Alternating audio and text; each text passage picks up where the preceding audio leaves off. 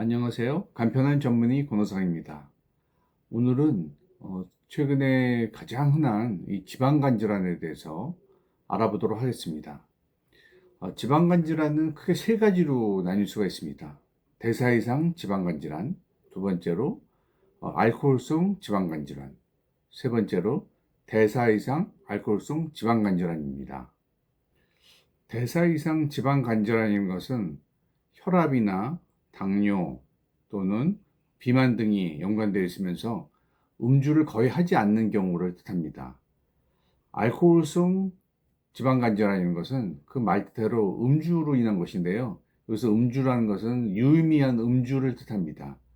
유의미한 음주라는 것은 거의 소주로 따지면 한 병을 거의 매일같이 먹는 경우 유의미한 음주라고 할 수 있겠죠. 그 다음에 대사 이상 알코올성 지방간 질환이라는 것은 혈압이나 당뇨 또 비만이 있는 분이 그 음주를 같이 지속하는 경우, 이런 경우에 대사 이상 알코올성 지방간 질환이라고 합니다. 유병률을 보면은 굉장히 그 유병률이 높습니다. 우리나라 인구의 약 25%에서 35%, 이 조사 방법에 따라 차이가 있지만 이렇게 흔한 질환입니다. 서구에서는 우리나라보다 훨씬 더 유병률이 높습니다. 진단은 주로 초음파로 하게 됩니다. 가장 보편적인 방법이죠. 그 외에 또 파이브로 스캔 기계를 이용해서 캡이란 걸 측정하는데, 이렇게 해서 저 지방량을 측정하기도 합니다. 드물지만 또 간 조직 검사를 이용하는 경우도 있지만, 이렇게 조직 검사까지 하는 경우는 거의 없다고 보시면 되겠습니다. 이것은 초음파로 지방간을 진단한 예입니다. 하얗게 보이는 부분이 간이고 콩 모양으로 생긴 까만 부분이 신장입니다. 지방간이 없는 분은 간이 신장의 까만 부분과 비슷한 회색조의 색깔을 띠는데, 이렇게 간이 신장에 비해 상대적으로 너무 하얗게 보이면 지방간으로 진단합니다. 이것은 파이브로 스캔이라는 기계로 전에도 보여드린 적이 있습니다. 간 경도도 측정하지만 동시에 지방간의 정도도 측정합니다. 그 값이 캡으로 표시되는데, 이 캡 값은 정상이 238 이하입니다. 경증의 지방간인 경우 238에서 259, 중등도의 지방간인 경우 260에서 290, 중증의 지방간인 경우는 291 이상입니다. 이 환자분은 336으로 심한 지방간을 나타내고 있습니다. 임상, 양상 및 예후에 대해서 말씀드리겠습니다. 심장질환 및 뇌혈관 질환이 발생과 연관이 있습니다. 협심증, 급성심근경색증, 뇌경색, 뇌출혈 등이 발생할 수가 있습니다. 간세포암도 발생할 수가 있고요. 간세포암 외에 여러 가지 암의 발생률도 증가합니다. 그리고 간섬유와 간경병증을 진행할 수도 있고, 이런 질환들로 인해서 사망률이 일반 지방간이 없는 분에 비해 높습니다. 저희 길병원 팀이 지방간 질환을 연구하였습니다. 당뇨 환자를 대상으로 지방간이 혈관에 미치는 영향을 연구하였습니다. 그 결과 빠른 시간 내에 간 내 지방이 축적이 과도하게 되는 경우 심장 질환과 뇌혈관 질환이 현격하게 증가하는 것을 발견하였습니다. 이런 내용을 유럽 소화기학회에 발표하였습니다. 이곳은 2025년에 독일 베를린에서 열린 유럽 소화기학회입니다. 소화기학회 정문 앞에서 제가 사진을 찍었습니다. 5번 발표장에서 발표를 하였습니다. 오른쪽에 발표 내용이 나와 있습니다. 발표가 끝나고 좌장이었던 네덜란드 드렌스 교수와 사진 한 컷 찍었습니다. 지방간 주제로 발표한 후 지방간을 일으키는 공짜 도넛을 여러 개 얻어먹었습니다. 배고프면 어쩔 수가 없죠. 2025년에 미국 워싱턴 DC에서 열린 미국 간학회에서도 저희 병원 그 이윤석 교수가 발표를 했는데 우수 포스터 발표상도 받았습니다.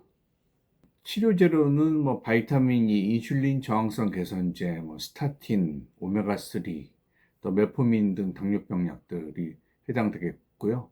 우리나라에서 시판되고 있지 않지만 상당히 가격이 비싼 레스메트리롬이라는 약도 미국에서 판매되고 있습니다. 요새 매스컴에서 많이 보도되는 식이요법제제인 위고비나 마운자로 등도 이러한 지방간 치료제로 각광받는 약입니다. 지방간 치료제로 이와 같이 여러 가지 약제가 개발되어 사용하고 있지만은 비용도 비싸고 부작용도 상당히 있습니다. 또 요요 현상도 어떻게 막을 수가 없고요. 그래서 결국 식이요법이 가장 중요하게 되겠습니다. 저탄수화물 요법을 하셔야 되는데 정제된 밀가루를 사용하는 빵이나 면 종류, 라면 이런 거를 금하셔야 됩니다. 패스트푸드도 상당히 악영향을 미치는데요. 햄버거나 피자 이런 것들을 금하셔야 됩니다. 우리나라에서는 야식이 상당히 큰 문제인데 이 배달 문화가 발달하는 바람에 밤에 이렇게 칼로리가 많은 음식을 섭취하게 됩니다. 밤에 이렇게 활동이 없는 시간에 칼로리가 많은 음식을 섭취하게 되면 결국 이 많은 칼로리가 우리 간이나 몸의 곳곳에 지방으로 축적하게 됩니다. 그러면 그 결과는 결국 우리 혈관 건강에 아주 악영향을 미치게 됩니다. 음주도 상당히 금하셔야 되는데 이 지방간 환자에서 이 음주는 간 관련 합병증을 상당히 많이 증가시킵니다. 이렇게 말씀드린 식이요법을 통해서 여러분이 결국 체중 감량을 하셔야 됩니다.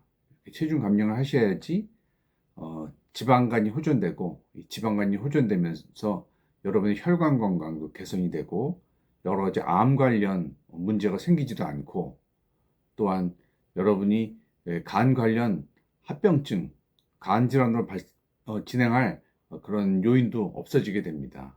그 만성 비경간염 환자에서 그 지방간은 어떤 역할을 할지에 대해서 잠깐 또 말씀드리면은 그 비형간염 환자분들이 치료는 잘 되고 있습니다. 항바이러스제로 치료 잘 되고 있는데 이상하게 간 수치가 계속 높은 분들이 있습니다.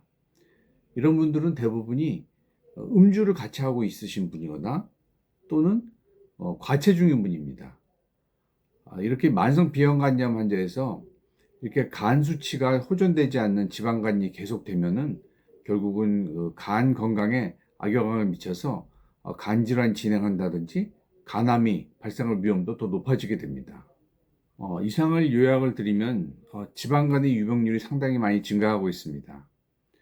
사실 간질환보다는 심혈관계 질환의 위험성이 증가하는 경향을 보입니다.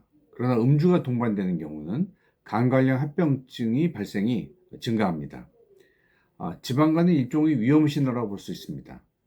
새로운 치료제가 계속 등장하고 있지만 결국 금주와 식이요법과 체중 조절이 가장 중요하다고 하겠습니다. 감사합니다.